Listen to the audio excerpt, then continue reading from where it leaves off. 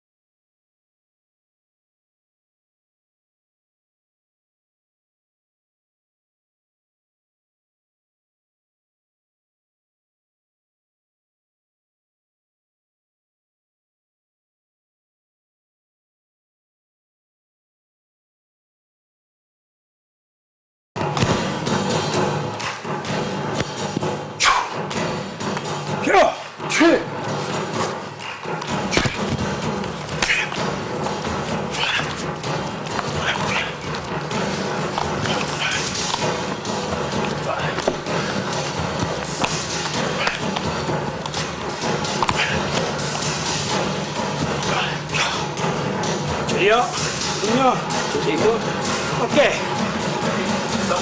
taekwondo am na self défense loolu ñu bëri xamuñu ko woon actuellement qu'est-ce que yow yaa ngi ban salle. man maa ngi sama salle. actuellement nii mooy ACAPES quoi. mooy ACAPES. waaw maa ngi Nabi Diallo ñoo fa nekk. d'accord. ok moom moo fay maître bi. maa topp si moom. yaa topp si mais encore am na salle boo xam ne mi ngi Fass Mbao. d'accord tey Modou Diar. d'accord waa nekk. alors tey jii ñii seetaan te bëgg def taekwondo peut-être lan nga leen di wax dañ leen di jox numéro téléphone bu ñu mënee woote pour ñëw def si taekwondo wala naka la ñuy def naka la ñu mën a def. waaw bon salle bi mi ngi foofu quoi mais dañoo am problème endroit bu yaatu quoi. waaw. problème. loolu endroit d'accord bu yaatu quoi mais ce serait bien nga joxe message pour autorités yi pour ñu gën a jàpp ci arts martiaux yi. waaw mais bon man li ma jox autorités yi mooy taekwondo ñu fexe booloo quoi nekk benn. d'accord bokk ndey bokk baay quoi. d'accord donc man loolu laa wax. d'accord merci beaucoup maître. ok mais waaw ayca la plupart des arts martiaux sooy wàcc yéen da ngeen di taxaw et qu'on dit que la plupart du temps boo taxawee que mën nañ ci damm sa genou. damm comme bu ñu taxawee. voilà bu ngeen di def seeni démonstration genre da ngeen di taxaw contrairement au karatéka nga xam ne dañuy plier seen genou. waaw mais donc aar yi bokkuñu quoi li aaru coréen la ak aaru japonais du. mais est-ce que amul risque par exemple boo dajee karatéka nga nekk ngay def taekwondo. pour mu damm sa genou. non amul benn risque parce que lépp loo taxawee rek am na tañu jàng la quoi technique boo gis am na lu koy contrer. d'accord donc loolu quoi. am na noo war a taxawee pour am équilibre aussi quoi. ok mais donc boo déggee ñu naan taekwondo toujours taille bi lay joué quoi lay joué mais tam lu may lancer message mooy toujours arts martiaux nekkul arts martiaux boo xam ne da nga koy jàng rek pour xeex ci mbedd quoi. donc du loolu. donc balaa ngay dem salle da nga war a sangu ba set. brosse ba nawet après doo ko dem salle. da nga war a civiliser quoi d'abord civiliser. parce que daf lay permettre nga toppatoo sa yaram. à chaque fois ñu gis ay sensei li ñuy wax mooy boo dee def arts martiaux ak bu mu mënti doon. da ngay am maîtrise de soi. waaw da ngay am maîtrise de soi parce que ñun bu ñu nekkee xale bu ñu fàttali man dama daan xeex chaque jour. waaw mais bi ma commencé def arts martiaux. donc yaakaar naa maa fi gën a ragal. day tax nga wàññi sa dangar. non bu baax sax. est-ce que tey jii doo duñu xelal parents yi nga xamante ni parce que am na ñu ci am ay doom yu léeg. si yu tëradi il faut que ñu yóbbu leen ñu defi judo taekwondo aikido arts martiaux yooyu noonu parce que dafay tax seen doom yooyu wàññi dangar bi. waaw mais donc avant tout d'abord. mooy booloo bi quoi. ok mooy armation Sénégal ñëpp ñu booloo ba. booloo d'abord waaw. donc comme waa AMSAM lu ñu def. Maître Ndiaye. lu muy def bu ko ñëpp doon def kon yaakaar naa armation Sénégal du ñu def bii taekwondo la bii coréen la. wala bii aikido la quoi. il faut donc que ñëpp booloo dañu doon ñoom ñëpp quoi d'accord. waaw mais man li may gën a yomb mooy sama élèves yi. ñu si gën a ay xale la ñu doon. waaw man xale tout temps gi man ñoom ëppal solo parce que élèves bi ñoom ñooy nekk ñoom ñooy yore réew mi. dëgg la donc ñun man loolu laa ëpp lu may lancer ma sax. te aar bi daf leen di yar en fait. non aar da lay yar bu baax du question da lay yar rek da lay yar ba pare day tax nga am respect ak nit ku mu mënti doon. bu ñëwee si yow di nga am nooy wax ak moom. xam nooy comportement quoi. donc man toujours loolu laay wax quoi. d'accord donc actuellement yaa ngi Fass Mbao c'est ça mais da ngeen am problème salle bu mag. waaw amuñu salle bu mag quoi. c'est pas bien ça. waaw loolu moo suñu problème donc ñi sama élève lañu. ñi ñëpp Papi Aziz kii Mari Sarr mais am na ñeneen. ñu war a ñëw mais. ak temps bi mu xatee. moo tax defuñu ko. non c'est pas grave et puis dañ lay gërëm parce que da nga bàyyi léegi ñëw vite fait donte suba teel la. non c'est que yow da nga baax quoi gis nañu yow yaa ngi jàppale armation yi. parce que li ngay def lii. suñu promotion la tamit. jërëjëf donc li ñu lay ñaan mooy ñaan yéen ñëpp ñu fi nekk. ñaan leen ngeen avancé. amiin ku nekk li nga bëgg yaa ko xam yàlla mel la ko. merci yokk ba law quoi. on se met donc yow tamit ok amul problème. merci donc di nuyu ñëpp nag. voilà di nuyu même maître du bi mu envoyé fii. waaw moom tamit maître la quoi. si ñun mais bokkuñu aar bi. mais ñëpp benn lañu. parce que ñu ñoo bokk benn groupe bu ñuy def. yéen bokk benn groupe bi ngeen di nekk quoi. groupe bi ñoo bokk moom mooy président bi foofu. lépp lu ñu ma wax damay bàyyi def ko quoi. d'accord donc di gërëm maître Ndeye Ndiaye. di gërëm ñëpp daal di gërëm sénégalais yi. merci di ñaan seen émission bi mu law ba foofu. inch'Allah ok yow tamit di la ñaanal avance bu baax. inch'Allah ok merci Amine. kontaan nañu ñu ngi lay gërëm bu baax. yàlla na arts martiaux yu gën a am promo peut-être liñ ciy def rek def sax jeudi bi lu tuuti la ñu ngi ñaan def ci émission yu gën a mag bu ko defee muy gën a yaatu ngeen gën di ko consommer. Fati lu xew lan moo xew da ngay journal encore fii ngay journalé wala ci kaw ku la wax nga ñëw fii xam naa kii la Monty tamit duñ ko war a jàpp rek jox ko piqûre yooyu di nelawloo nit wala ngeen wutal ma garab gi ñu bëggoon jox gar bi bi ñu bëggoon jox gar bi pour nelawloo ko dina ma ko jox ba ñu ma ko jox ci télé bi bu ñu xëyee tey rek jël somnifère yooyu def ko ci café jox ko Monty mu nelaw may ñu jàpp ba yeewu leen jeex ba 10h30 mu fekkee Richmond Gis je m'occupe de ça des na tuuti ku lakkale ci télé bi ñu wut ay somnifère indi jox ko kon dañu nar a nelaw dina bëri Papa Samba Thiam bu nelawee du baax kooku sama rakk la nag Papa Samba Aïda Ndiaye mais gëm kii ko tuuti rek mu kontaan Papa Samba Aïda Ndiaye allez 8h jot na Fati yegsil ci jotaayu xibaar yi bu njëkk bi ci wolof léegi lay doon ci télévision Futurs Médias.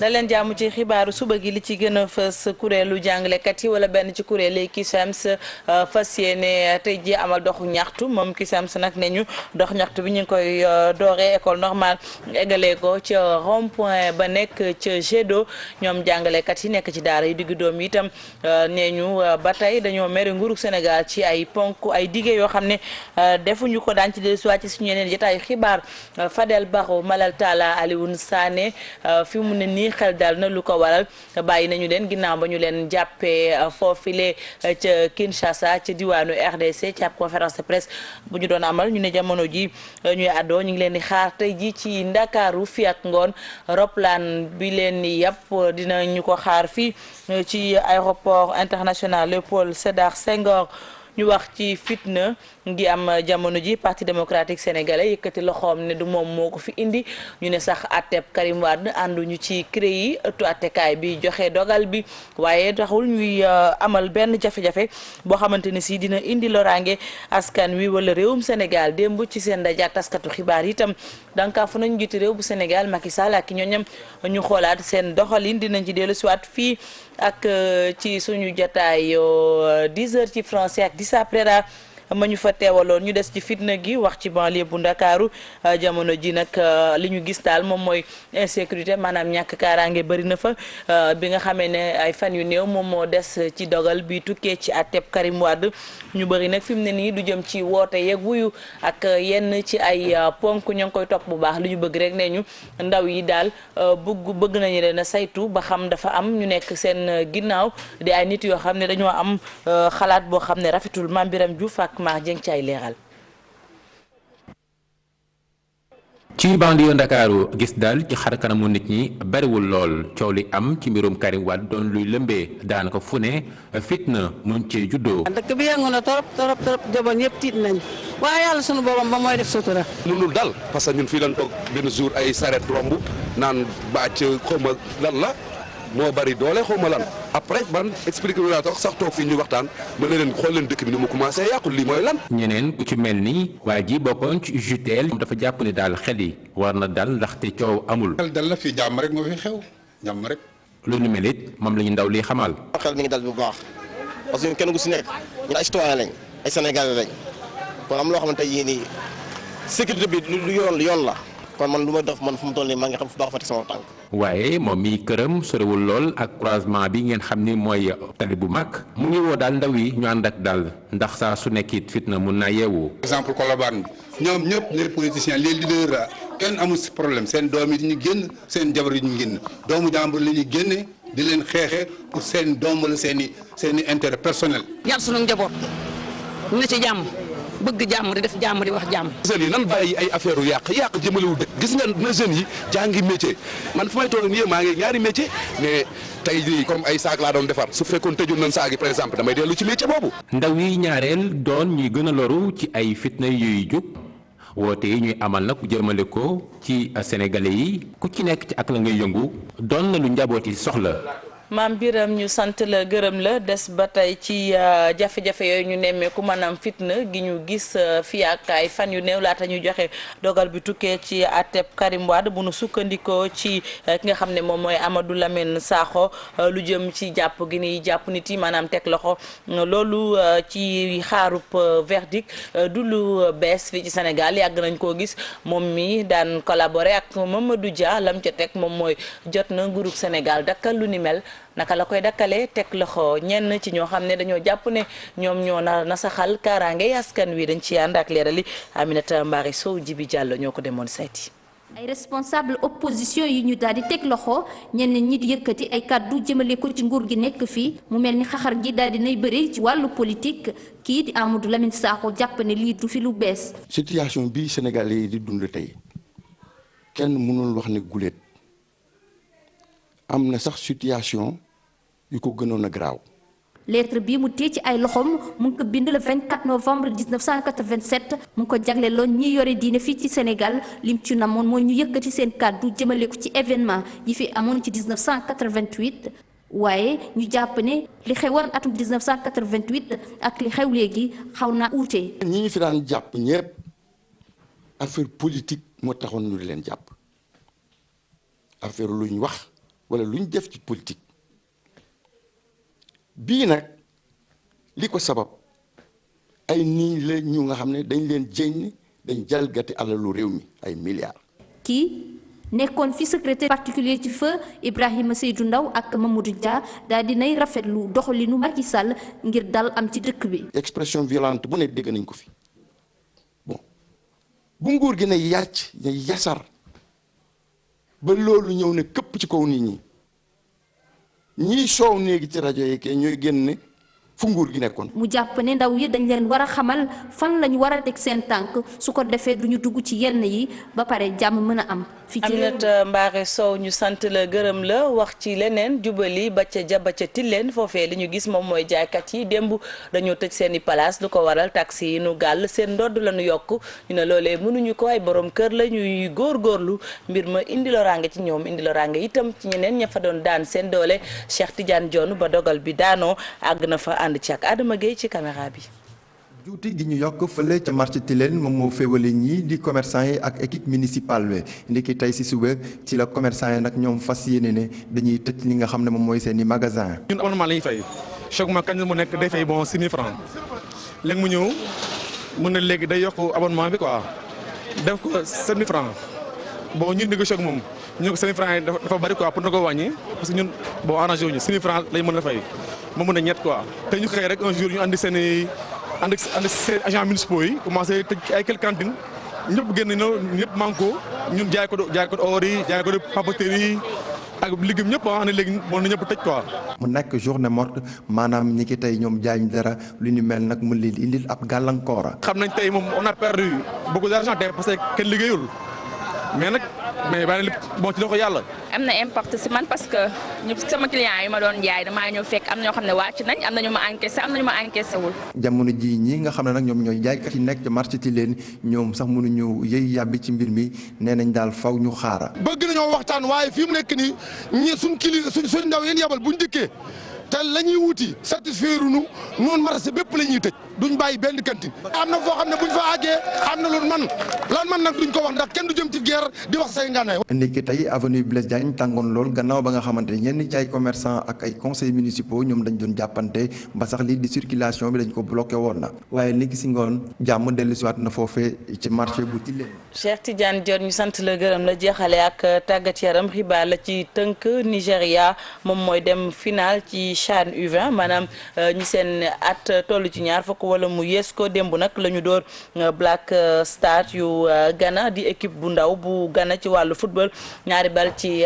dara jongante bu neexoon la nag waaye nag ngir xam Nigéria kan lay taseel ci final bi faaw tey ñu xaar ba ngoon lu ko waral demi-finale beneen bi tey jii la ñu koy joué mu dox diggante Sénégal ak Mali ñu ne itam bu fekkee ne Mali moom mooy favori ca boobu la jongante sunu gaynde yu ndaw yi ci wàllu football ñu ngay dundee yaakaar lu ci mën a am ku ci gagné ci ñoom di nga tase ak Nigéria final dibeer la ñu ko jàpp Pape Cheikh xibaar yaa ngoog. voilà mu ngoog et puis dinañ la bàyyi nga toppal ñu li xew actuellement Tunisie ak attentat bi fa am. après Paris waa Tunis actuellement jaaxle nañu lool parce que lu toll dégg naa ci 19 victimes lu ci ëpp ay étrangers lañu. ay français dee nañ ci. xam naa ni di nga ko topp comme da ngeen ñeme topp action. topp action loolu mooy xibaaru biti réew international ci kanam lay doon incha allah. incha allah comme loolee mooy firnde ni fii xibaar yi dafay yeewu fajar ci télévision Futur Média jërëjëf Fati. ñu ngi lay gërëm bu baax di gërëm rédaction. bu télévision Futur Média ci xibaar yooyu le grâce ak Faty Dieng da ngeen di tàggoo ak kumpa fajar gi ci yeewu leen 8h09 mooy doog a jot normalement dañu war a jokkoo ak suñu correspondant permanent bi nekk ca Ziguinchor. à propos de Ziguinchor ñu ngi fay waajal antenne décentralisée man nag damaa rataxle ca réunion la ñu ko waxee woon ci biir bureau waaye tey dama leen ko bëggoon wax rek comme ça ngeen pare ngeen teel ko yëg ngeen mën a bale seeni koñ ak ñoom seen je vous donnerai les dates prochainement mais jàpp leen ni ci mois de mai bi lay doon parce que presque chaque mois dina am dëkk bu ñuy dem ci mois d'avril bi yeewu leen se déplace à Paris le 4 avril et puis mois bi ci topp mai lay tombeel on sera à Ziguinchor ginnaaw bi ñu demee Gorée dem Ndar le 4 ñu ngi Paris bu ñu jógee Paris nag ci weer wa ca topp di ngeen am seen yeewu leen yéen waa Ziguinchor alors Ziguinchor nag bu fekkee jot nañu Boubacar Diassi mu indil ñu ay xibaar ci dëkk boobu lu ko mooy ñu àggali parce que Boubacar Diassi moo ñu teewal foofu ca Ziguinchor bu ko defee mu indil ñu ay xibaar sinon fàttaliwaat leen ni mën ngeen yónnee ay message ci li nga xamee ni mooy seen jeu choc alors combat bu mag bi Balla Gaye 2 ak Eumeu Sène le 5 avril bu ngeen bëggee gagné ci nga xamante ni teg nañu ko da ngeen di yónnee message choc CHOC ci 24 500 wala ngeen di woote ci numéro téléphone yi di 88 628 65 65 wala 88 628 14 14 ba tey bokkewul ak beneen numéro bi yeneen numéro yi nga xam ni mooy numéro yeewu leen yi 628 22 22 wala 88 628 04 05 bu ngeen yónneewee ay message choc ci 24 500 di ngeen mën a am enveloppe chaque jour yu toll ci 100 000 ñu teg ci itam ay entrée VIP pour combat bi le 5 avril. ak ay entrée simple mën ngeen gagner itam téléviseur smart ak jackpot bu toll ci 1 million ak plus de 5 millions de cadeaux à gagner tous les jours donc yónnee leen message yi dañ leen di woon annonce bi comme ça ngeen mën a bàyyi xel ci naka ngeen di def pour mën a bokk ci seen grand jeu SMS le choc regardez. Balla Gaye 2 ak Eumeu Sène choc bu rëy ay xéewal yu bari jël seen téléphone ngeen def choc muy CHOC ngeen envoyé ko ci 24 500 mbala ngeen woote ci 88 628 65 65 mbala ngeen woote 88 628 14 14 bés bu yàlla sàkk mën ngaa gagné 100 000 francs mën ngeen a gagné it billets yoo xam ni VIP la ci bésu combat ba am na it ay ngañaay yoo xam ni ay entrée simple la benn téléviseur LED muy écran plat boo xamante ne nii bu mucc ayib lay doon 1 million de francs CFA mën nga koo gagné ci bésu combat bi jël seen téléphone ngeen def choc muy CHOC ngeen envoyé ko ci 24 500 mbala ngeen woote ci 88 628 65 65 mbala ngeen woote 88 628 14 14 xéewal yi di leen xaar bu leen ko kenn nettali mbokk yi wu réew dem na këng waxum ak dem ngañ taali waaye doon gaay léegi mu lamb. jërëjëf Lamine Samba yow na combat bi doo ci wiis de caq bu rëy nga ci ndax tubaarkàlla yaa ngi pare ay mbir yu am solo fileeg le 5 avril donc moo ñu doon expliquer naka ngeen mën a def ba yónnee ay message pour mën a gagner ci xéewal yi nga xam ne teg nañu ko pour yéen amateurs yi ak képp koo xamee ni rek combat bu mag boobu soxal na la bu weesoo loolu ñu ngi jëm tam samedi bi Fatick alors Fatick ku ne xam na ni ñu ngi fay waajal lu rëy ak combat yu mag yooyu le dañ ci profité nag gërëm ci bu baax ñi nga xam ne dañ ñoo fekk ci yoon wi ba noppi itam jàppale ñu ci événement boobule ñuy amal samedi bi incha allah toute la journée ca Fatick ñu ngi ci gërëm président de la République di Macky Sall excellence yàlla na yàlla yàggal sa taxawaay ci réew mi ak képp koo xamante ni rek yaa ngi àndandoo ak moom ci liggéey bu rafet bi nga nekkee ci dëkk bi donc moom jàpp na bu baax ci la ñu nar bu soobee yàlla foofee di Fatick ngërëm ñeel itam maire Fatick xam naa ci kanam dinaa am lu bëri lu ma wax ci moom parce que moom tamit jàpp na ci programme boobule ñuy pare ca Fatick d'ailleurs concert bi ñu fay amal dinaa ko animer foofu ca Fatick samedi ak télévision Futur Média ndax di ngeen ko mën a seetaan en direct ci télé bi la nga xamee ni ñoo ni woon mooy seetu askan wi et franchement bis bu jot ñu wax leen ni yéen a ko waral moo tax ñu ne nous vous devons notre leadership balaa may dellu siwaat ci loolee di am ca Fatick dañuy dem Ziguinchor comme ni ma ko diggee woon ak yéen léegi nii fekk fa Boubacar Diassi mooy suñu correspondant permanent Boubacar ñu ngi lay nuyu. maa ngi leen di fay Pape Cheikh. mbaa jàmm nga fanaane. sant suñu borom bu baax a baax. ma sàcc wax la. pardon. dañuy ñëw Ziguinchor ci beneen antenne décentralisée bi ñuy amal xam nga dem nañu Gorée. waaw dem ngeen Gorée waaw. dem nañu Saint-Louis. waaw. le 4 yeewu leen mu ngi jëm Paris. waaw. léegi nag ci weer ba ca topp du mai lay tombel. waaw mois de mai. GFM yëpp sera à Ziguinchor. kooku seen bon. voilà ci bureau la ñu ko waxtaanee biig waaye damaa mënul téye sama bopp rek moo tax ma wax ko. waaw. léegi nag bul ne kenn maa la ko wax. xam naa waa Ziguinchor ñu ngi jubilé déjà parce que dañuy seetaan yeewu leen. voilà mais na yam suñu biir de bu la Alassane Samba Diop woowee wala Mamadou Ibra Kane wala Pape Omar Diaw wala Daouda Diouf. man leen yëguma ko. voilà yëguloo ko wala waxuma la dara rek wax leen ni waxuma la dara lu ñu mën a jàpp ci ay xibaar foofu ca Ziguinchor. waaw Pape Cheikh li ñu mën a jàpp si ay bés bi ñu génn ak bi ñu jëm nii fii ci Ziguinchor ñeenti poñ la parce que bu ñu naree wax lépp dina xaw a gudd ñeenti poñ yooyu nag ñu ngi koy tënk ci commune bu Ziguinchor ak frontière Guinée-Bissau ak Sénégal beneen bi département de Oussouye man fii ci commune bu Ziguinchor ñu jàpp ni.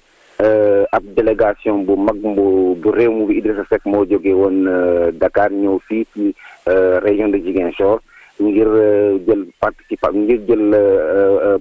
participer ci ab gàmmu bu mag gàmmu bi ñuy wax gàmmu Foni nga xamante ne ay dëkk yu bëri ñoo fay daje mais nag ñoom xam nga rek politiciens yi balaa ñuy bi dañ def benn point de presse ngir dellu ci voyage économique bu Macky Sall bi mu def fii ci Casamance.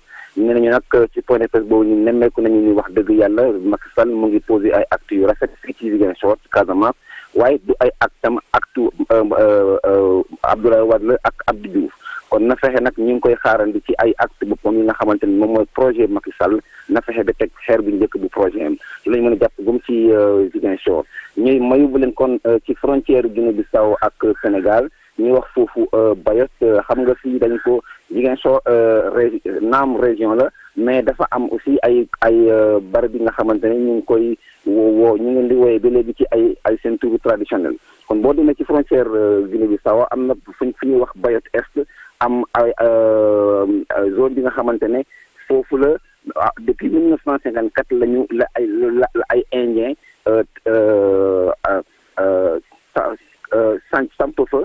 samp ay ji wala moo boobu lay wut ji fa ay tekk parce que tekk dafa bëri lool Casamance mais mun naa wax tekk Ziguinchor région de Ziguinchor yëpp foofu la jógee mais malheureusement ay trafiquants de tekk ñoo fa dugg di dagg ay bant bi finalement eaux et forêts ak armée ak population yi lëkkaloo dem uti leen pour vraiment ñu bayloo leen li ñuy def yàlla dogal ci télévision Sénégal yi TFM moo ci am chance bokk ak ñoom incha allah tey la ñu di envoyé image yi bu soobee yàlla kon ñu dem dugg foofu ba nemmeeku constaté ni jàpp nañu lu mat 545 troncs 545 mooy juróomi téeméer ak ñeent fukk ak juróom tronc d'arbre yi nga xamante ne ay sàcckat ñoo ko jàpp di doon ay trafiquants clandestins yu tekk donc jot nañ ci nemmeeku sax ay scieries clandestines de fukki scieries clandestines la ñu compté ay vélo ay charrette ak ay jumtukaay yu bëri yi nga xamante ne moom la ñuy jëfandikoo ci àll woowu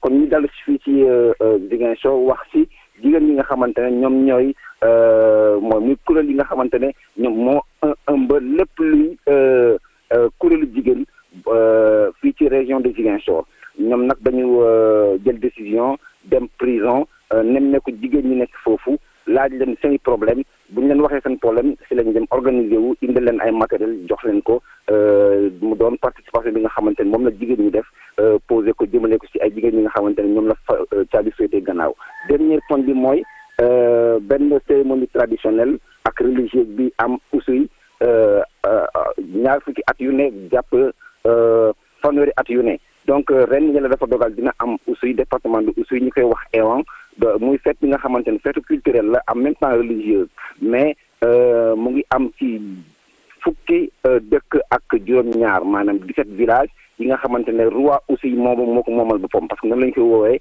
mu ngi bokk ci li ñuy wax Boubajoum mooy ci lakku joolaa bu Oussouye mooy propriété du roi maanaam moomeel roi bi donc mu ngi am bu soobee yàlla à partir de lundi ci ñaari fukki fan ak ñaar lay durée bu soobee yàlla mais loolu nag ñu li ci mën jàpp pour tënk ak daan suñu kaddu mooy que képp ku xas ba dugg si ba fekkee fekk boobu yàlla dina dogal incha allah di nga mun am ay responsabilité sociale ci Kaasa di nga it mun aussi am ay fétiche xaw ma nag fétiche ñu koy waxee ci wolof mais di nga mun am accès daal au fétiche bi nga xamante ne ñoom ñoo nekk ci Kaasa foofu Pape Cheikh. voilà Boubacar ñu ngi lay gërëm bu baax yaa ñu teewal te Ziguinchor loolee ay xibaar la yu ñu mënoon a jàpp ci dëkk boobu di la gërëm bu baax boo àggalee dina am yeneen i xibaar yoo xam ne di nga ko indi tay ci bis bi yëpp ci télé bi ak it ci rajo bi ñu jàll ci Jóg Job comme suba bu jot tey ji nag amati nañu ay CV yoo xamante ni yónnee ngeen ñu ko mu bëri lool on se rend compte chaque jour que Sénégal wala sénégalais yi nekk bitim réew am na ñu bëri ñu bëgg a ñëw pour liggéey si d'ailleurs Aminata ak Defidis dina ci ñëw ak ñun ci exemple yéen ñi fi nekk itam chaque jour yéen a ngi yónnee seen ay CV parce que ñëpp a bëgg a jóg di job yi n'est-ce pas qu'il y a. oui Pape Cheikh mais avant de démarrer damay laaj ndax off am na cadré na ma bu baax. ma xool. suñu bi. off est-ce que am nga ma. ça va. chignon bi na wàcc tuuti. ma def ko nii. voilà. wuyul off moom. waaw. dégg yow xool doo xool off nii off xam nga ne sama bopp beeg chignon bi boo ko boolee mooy ba su Pape Cheikh te yéen koy cadrer normalement. à largeur. jël ma alors on démarre tout de suite Pape Cheikh avec le CV de Cheikh Bey qui a eu de 2009 à 2011 son master 2 en comptabilité contrôle audit à l'IAE de Limoges. Pour ses expériences professionnelles septembre 2013 à aujourd'hui il est comptable général à LexisNexia SA à Paris pour les missions effectuées, tenue de la comptabilité fournisseurs et clients, gestion du cash flow, immobilisation, cadrage de comptes de bilan et comptes de résultats, déclaration de TVA, du RSSAF et de TVE, clôture mensuelle et annuelle, relations avec les commissaires aux comptes. août 2011 à septembre 2011. Il a été comptable également pendant 2 ans à LMDE à Paris, tenue de la comptabilité de l'organisme, gestion des flux financiers, production des états comptables et financiers, compte annuel et consolidation des résultats du groupe. Pour contacter notre candidat, cher Bey, ce sera par mail à cbi comme à l'antenne, comme à l'écran, @gmail.com. Nous avons également le CV de Rabiatou Fall qui a eu de 2013 à 2014 une licence en gestion et management, donc c'est une licence en cours. Pour ses expériences professionnelles, avril 2014, il a été agent de recouvrement au journal Le Soleil. Pour les missions effectuées, il a géré le portefeuille clientèle de nombreuses sociétés sénégalaises et multinationales. Il a fait le suivi de l'insertion publicitaire de la clientèle, augmenté le chiffre d'affaires de l'entreprise et récupéré les chèques disponibles de la clientèle. De janvier à mars 2013, il a effectué des business plans dans la création d'une mini-entreprise dans la vente de nouveaux modèles de t-shirts. Pour les missions effectuées, création de marques de logos, vente de t-shirts, publicité de la marque Farana Closes. Pour les tâches, il est allé quotidiennement à la recherche des clients et il a fait des prospections, il a défini des plans d'action et une feuille de route claire et précise. Octobre à décembre 2012, action terrain encadrée à Intelma Dakar pour le thème « Le comportement des acheteurs face aux nouveaux produits alimentaires ». Pour contacter Rabiatou Fall sera par mail toujours à bira1988@hotmail.fr. Et Pape Cheikh, c'est tout ce que nous avons aujourd'hui comme CV. Voilà. Donc ils sont 2. On leur souhaite bonne chance. démb am na benn offre d'emploi boo ñu jox ñu jàllale ko bi ñu xëyee. Je demande aux gens qui n'ont pas encore l'adresse, ils peuvent nous contacter ci adresse mail bu Ils peuvent nous contacter directement sur l'adresse mail de Yeewu Leen. Donc c'est une société sportive qui est à la recherche d'un responsable marketing dans le domaine du sport qui peut les accompagner parce que dañu yaakaar Pape Cheikh tout le temps que soo amee benn structure comme genre centre sportif dafa am ay fonctions yu bëri parce que xam nga Sénégal dañu tàmm ku ci nekk rek yenn saay footballeur la yenn saay ngay seetaan match gis koo xamante ne arbitre la en même temps kii attaquant la en même temps on est tous quelquefois profanes et que c'est bien dans ce cas de figure ñu gis ci yenn structure yoo xamante yenn entreprises sportives yoo xamante ne elles sont très structurées dañuy am un psychologue ce qui est normal dañuy am par exemple côté je veux dire côté mental am na ñu war a accompagner sportifs yi par exemple sur le plan marketing sûrement par rapport ak déploiement de certaines actions certaines démarches marketing am na nit koo xam ne war nañ ko soxla mu leen accompagner. Moi je pense que c'est bien ma gis offre d'emploi boo xamante ne day soxla responsable marketing ci domaine sport. Donc il faut minimum mu am 5 ans. Minimum mu am 5 ans d'expérience dans le domaine marketing. Après on met toujours les choses dans leur contexte. Soo demee ci benn secteur comme le sport nga jéem ko adapter par rapport parce que les stratégies en général en marketing restent les mêmes. Il faut toujours savoir adapter ça au type de structure. Voilà donc mu ngoog ñu ngi wax bonne chance ñi jàllale seen ay CV ci Jok Job merci Kia pour CV yi donc xale bu ci nekk bëgg na jóg di job yi dans quelques minutes. juste benn demande bu may def aux téléspectateurs et puis plutôt aux étudiants yi ñuy seetaan wala ñi nga xam ne ñu ngi nekk di def benn formation su fekkee dañoo am une quelconque question par rapport à une formation ou un métier mën nañu toujours yónnee seen demande sur l'adresse mail yeewulentfm @gmail.com puis on apportera plus de précisions comme on a fait pour ce métier d'architecte. C'est toujours bien ñu xam ñoom seen besoin pour ñu apporter plus de précision. Voilà merci. nga télé bi comme direction bi bëgguñu benn couac ci antenne bi xanaa bu ñu gisee animateur bu jël ay kayitam di ëpp ba yàq son micro bi dañu def réunion de crise ba yàq micro bi ëpp ba yàqaale micro bi lii ba yow kilim bi day baax suba bi lay alors direction télé bi ñoo bëggul ko wax ñoo bëgguñu erreur ñoo bëgg erreur daf leen déranger erreur daf leen di déranger. ñoom bëgguñu yi sax ku yàq seen matériel. suba clim bi dina baax bu soobee yàlla yéen gëmu leen suba fii dina mel ni Alaska télé bi laa ilaaha illallah lu leer laa la wax ñoom bëgguñu erreur technique mu ngoog 8h27 comme ni ñu leen ko diggee nag tey dañuy waxtaanee lii di cancer de la bouche j'ai tellement peur dama xawoon ragal pour wax ci feebar bi mais Fatou Kiné ak docteur dinañ ci indi quand même ay leeral yu bëri parce que comme li ñuy faral di wax ci wolof xoddee ko balaa ngay lakkale. xoddee ko balaa ngay lakkale ni ma ko waxee woon rek Pape Cheikh prétexte bi wax naa ko sànq c'est la journée mondiale de la santé bucco-dentaire qui sera célébrée demain vendredi 20 mars moo tax tey ñu dalal fi vice-président association nationale des chirurgiens dentistes du Sénégal mu nekk une première que association bi di célébrer journée mondiale bi. dinañ ci gën a xuus mais balaa boobu comme d'habitude dañuy def benn reportage moo tax prétexte bi ñun également. ñu def reportage sur le cancer de la bouche ñu dem régie xooli élément bi ñëwaat. ni ñuy déggee yenn cancer yi feebar bi mën naa jàpp gémmiñ na. cancer de la bouche mooy ni nga ko waxee cancer waaye ba nga xamante ni ci gémmiñ gi lay nekk cancer de la bouche nag tissu mou yi mooy la nga xamante ni yu nooy mooy siñ beeg làmmiñ beeg moom lay ak yàq bi léeg-léeg moom lay dal cancer la ba nga xamante ne kooku ñëpp xam nañu luy cancer la ba nga xamante ni day nekk ci biir gémmiñ bi. li ñu seetlu canceru gémmiñ bi bari na yu ñu jëfandikoo yi koy yombal la. mooy tuxkat yi mooy ña nga xamante ni itam dinañu jëfandikoo sàngara ak ñàkkum kaaraange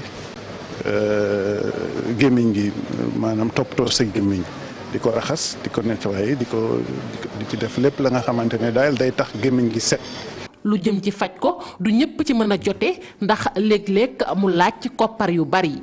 faj yi moom li muy indi li muy laaj sax ci njëg li sax ci boppam moom moo jafe te xam nga ñun dëkk ba nga xamante ne nit ñi dañu néew doole ba nga xamante ne bu ñëwee sax cancer bi moom ci boppam jàngoro bu accès rek jafe-jafe la pour faj ko. lii nag waral xoddeeku balaa ngay lakkale màndarga yi. ku ko gis war a jug ca teel la. lii njëkk mooy boo gisee la nga xamante ni ci biir gémmiñ bi ay nàcc muy nàcc wala nga gis ay mandarga ya nga xamante ni muy ci làmmiñ bi muy ci siñ bi wala muy ci lex bi ci biir yooyu boo ko gisee foog nga jóg fagaru gaaw.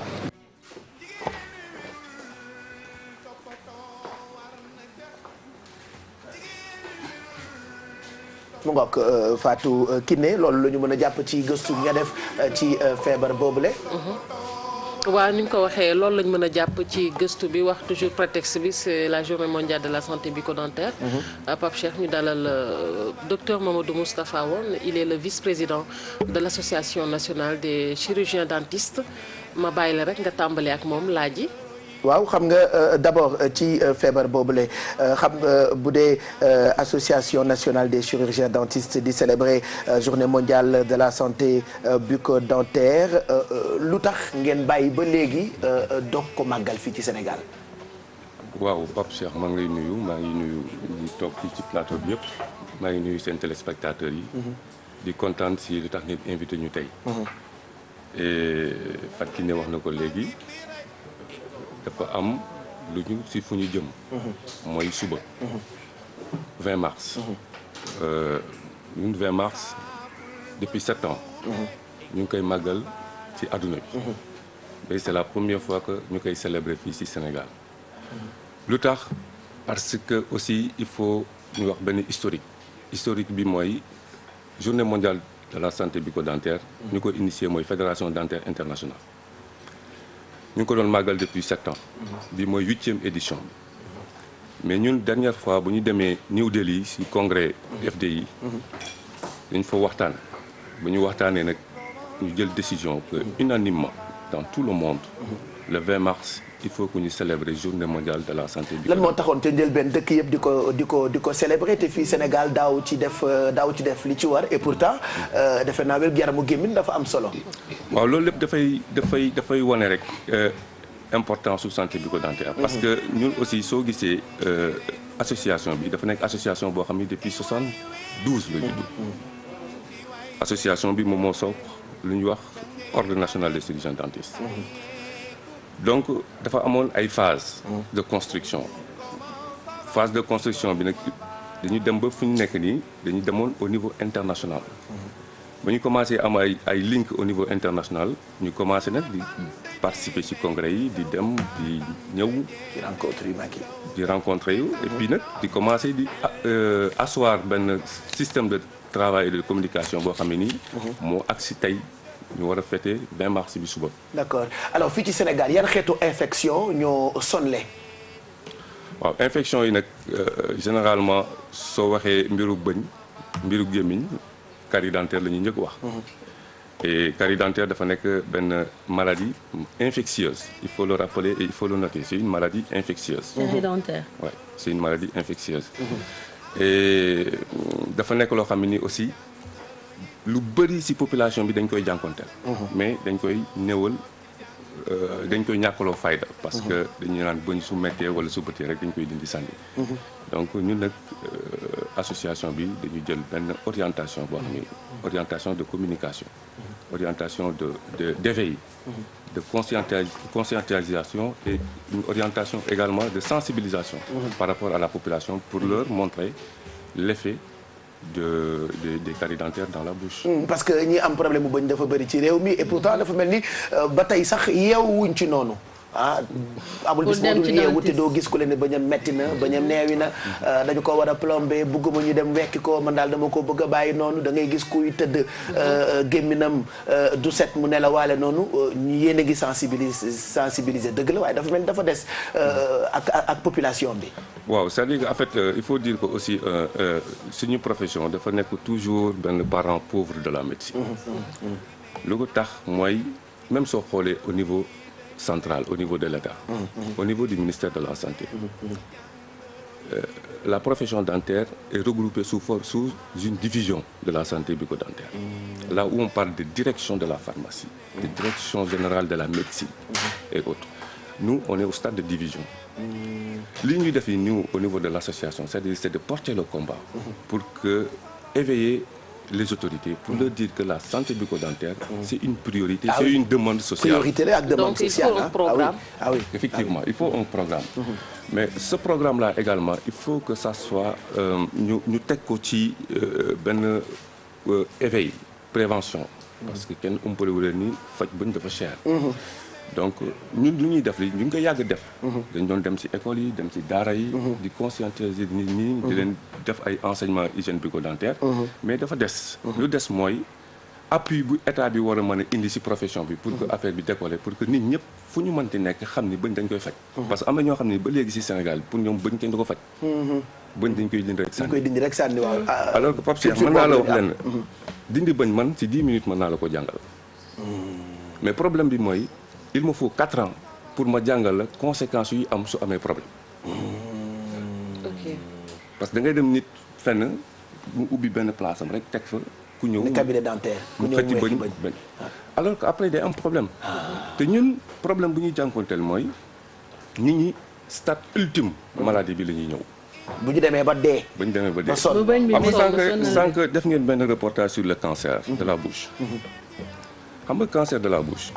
dafa nekk maladie boo xam ni 90% si tissu mou lay am. gis nga moo tax généralement suñu la dindee bëñ dañ lay bëgg gisaat xool effet de cicatrisation bi dañ lay jox rendez-vous de contrôle. généralement nit su amee gaañu ci gémmiñam mu toog 1 semaine 2 semaines wérul rapproché wul ci chirurgien dentiste parce que mën nañ ko faj ci teel. prévention bi ak dépistage du cancer de la bouche peut être précoce et si c'est précoce parce que sànq laaj nga mën a. maa ngi laaj ndax dina wér parce que boo gisee ni gémmiñ. mais dès l'instant qu'on te dit que il a un cancer de la bouche sache que c'est en phase terminale C'est pour cela que les cancers de la bouche tuent plus que les cancers du col de l'utérus, que les lymphomes de Hodgkin, que les mélanomes, qui sont tous des cancers, des séries de cancers. Donc nous, on veut conscientiser la population pour le wan gis nga importance su gémmiñ dafa am solo. te ñu ngi jëm ci journée bi te journée bi dafa am benn slogan. mooy un sourire pour la vie. c'est-à-dire que nit dafa war a mën a am bëñ bu muy am 6 mois. dendele yi wadd mu am ay bëñ adulte. bëñam yooyu muy am adulte moom moo war a dem ba ngiru dundam.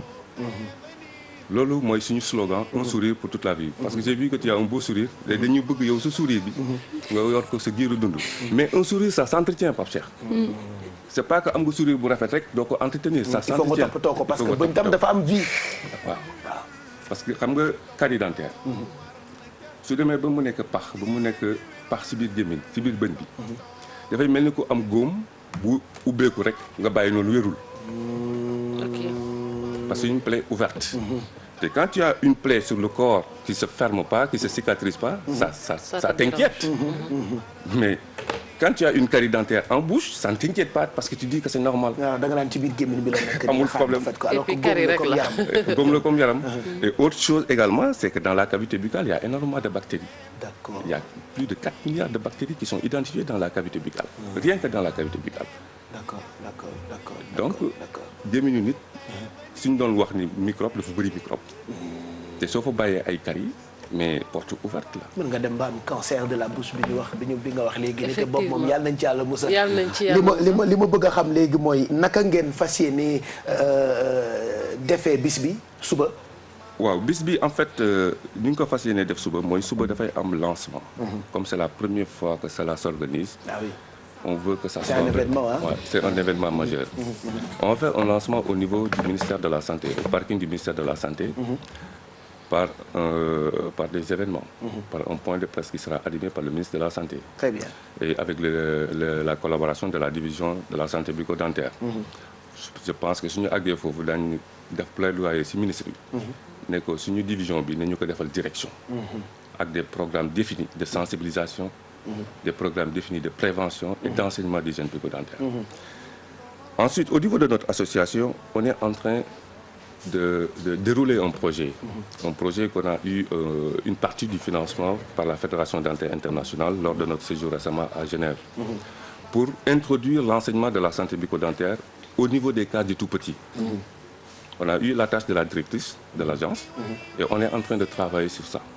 Pour que xale de bas âge. ñu teel a xam. naka la ñuy mën a nettoyer gémmiñ parce que même mag actuellement ñu bëri soo leen laajee ñu ñuy broso bëñ yi. xamuñu ko yeewu nañu benn fajar ak suñuy brossage. pour def test xool ndax. te 100 sax mën nañu. 100%. je dis 100%. mais man ñi di waxante ak yow. ku nekk si ñun am na infection bucco-dentaire si gémmiñam. te xamu ci dara. D'accord. moo tax nous on dit qu'il faut prendre le temps de se brosser les dents. Ensuite, il faut prendre le temps d'aller consulter, d'aller voir un dentiste. mais ban fréquence lañ war a dem voilà dañ war a dem ci dentiste même bu fekkee dara jotul. fréquence ba tey rajo ñu quelle fréquence la ñu posé boobu li ma ci xam on doit dire quelle fréquence man dama ko bëggoon wax ban jamono kañ la ñu war a ñëw pour xool en fréquence la. Quelle fréquence. Il faut de manière didactique. D'accord. Tous les 6 mois. Il faut aller voir un dentiste. D'accord. Parce que si tu vas tous les 6 mois chez un dentiste, les frais ne vont pas te coûter cher. Tu ne vas pas dire que les produits sont chers. Et il m'est aussi loisir ici de vous rappeler que pourquoi on nous indexe que nos soins sont chers.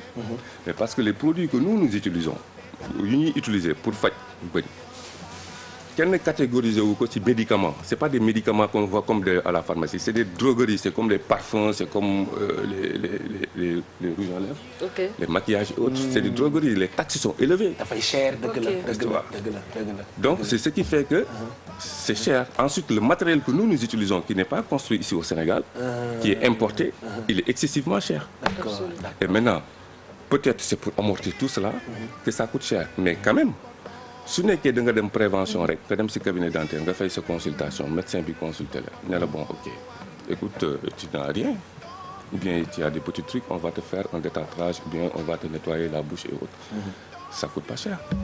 mais soo xaaree ba bët bi wadd ñu war koo dindi ñu war koo faj.